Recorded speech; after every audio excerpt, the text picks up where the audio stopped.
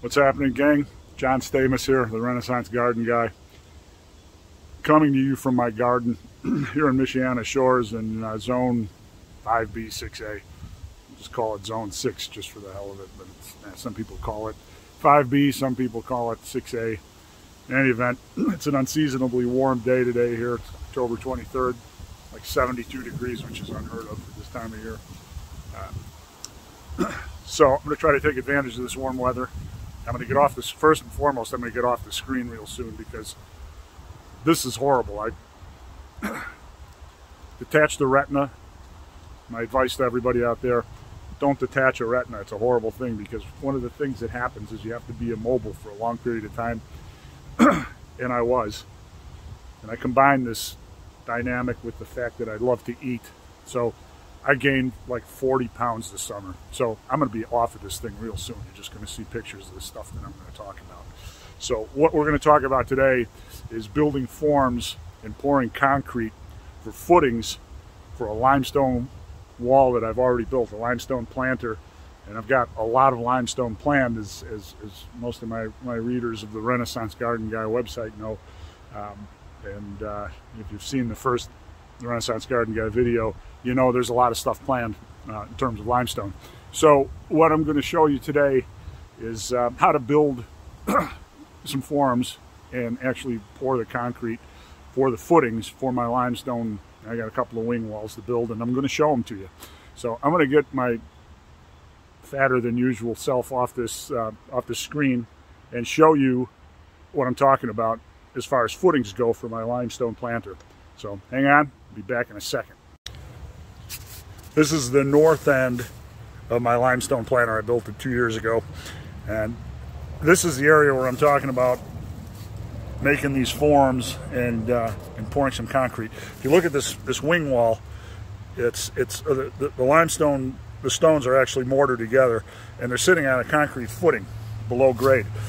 But you'll see, I ended up, you read the website, you know that I had a fence built last year, and I moved the fence back, you know, I don't know, probably 18 inches or so, and as a result, or 20 inches, 24 inches more like it.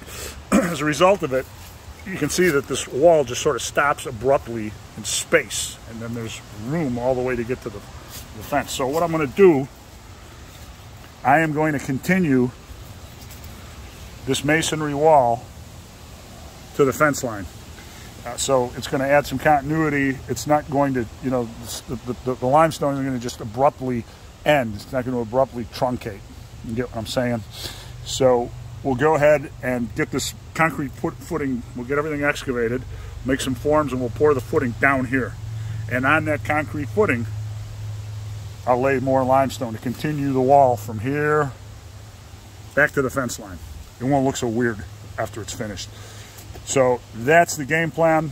That's what I'm going to show you. And I'll be back in just a bit to show you how I make the forms.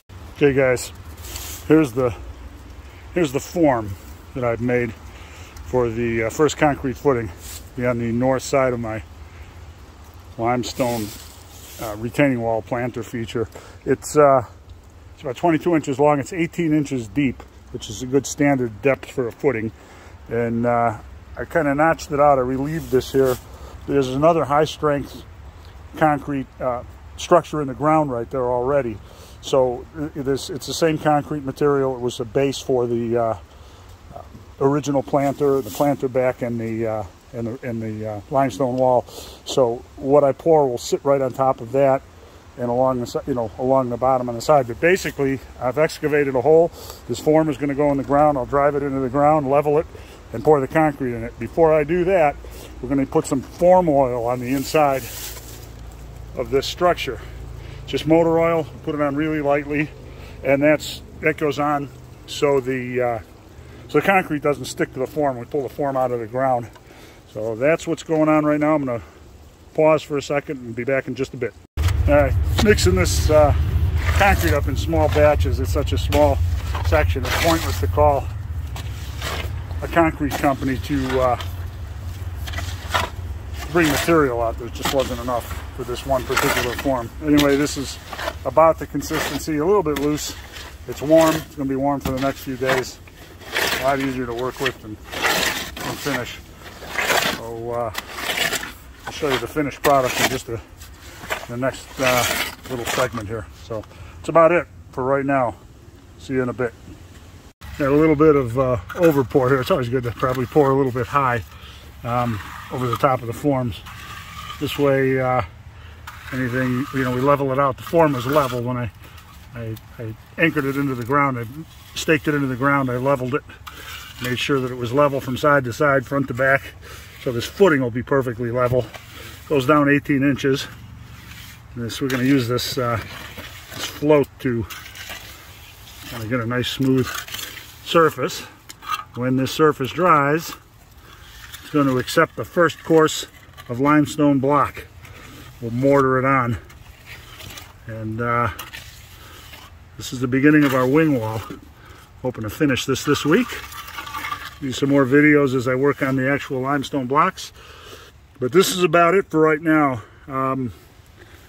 That's our, I'm going to smooth it out a little bit after I drop this phone. Got a one-man filming operation here. Cinematography is less than stellar. But I think you get the gist of it. So right now, John Stamos, the Renaissance Garden Guy,